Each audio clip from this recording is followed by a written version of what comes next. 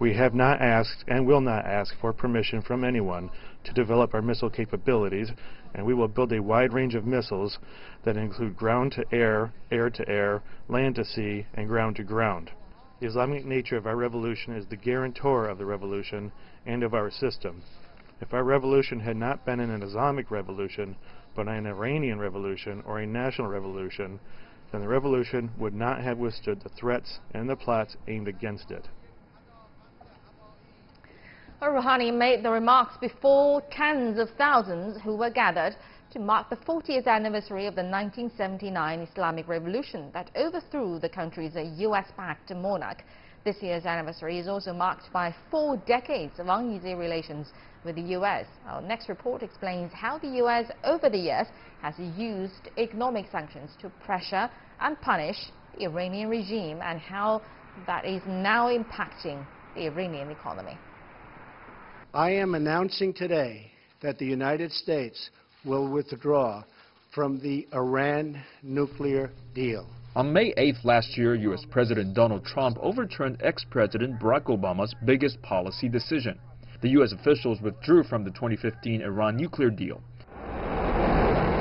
Trump blamed Iran for continuing its military expansion and waging a proxy war in the Middle East. But it wasn't the first time U.S. used a sanction weapon against Iran. The sanctions were imposed for the first in November 2017 after the Cultural Revolution, and then were lifted after 2 years. The next wave of measures came in 1987, then again in 1995, and later in 2006. Initially, the U.S. sanctions targeted Iranian investments in oil and gas, but were expanded to commercial dealings and banking, among others. These sanctions were finally lifted in January 2016. After the signing of the Iran nuclear deal, but the relaxation was short-lived. Trump reimposed them in August and November last year. Over the years, the Iranian governments have been able to withstand the pressure. But how resilient is Iran's economy now? Here are some facts. The International Monetary Fund expects Iran's economy to contract by more than 3% in 2019, after projecting a 4% growth months earlier. According to IMF data, every year 150,000 to 180,000 educated Iranians leave the country.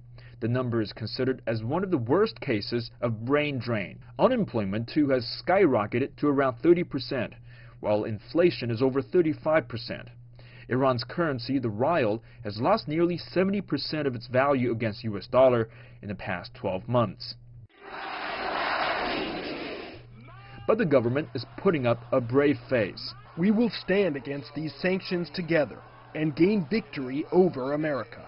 On Wednesday, Trump argued on Twitter that the Iranian economy is crashing due to U.S. sanctions. Though Iran is feeling the heat, some analysts believe the measures can do little to undermine the stability of the Iranian state, citing history as the biggest proof to support the argument. With Nayan Seth, Jing Chao for CGTN.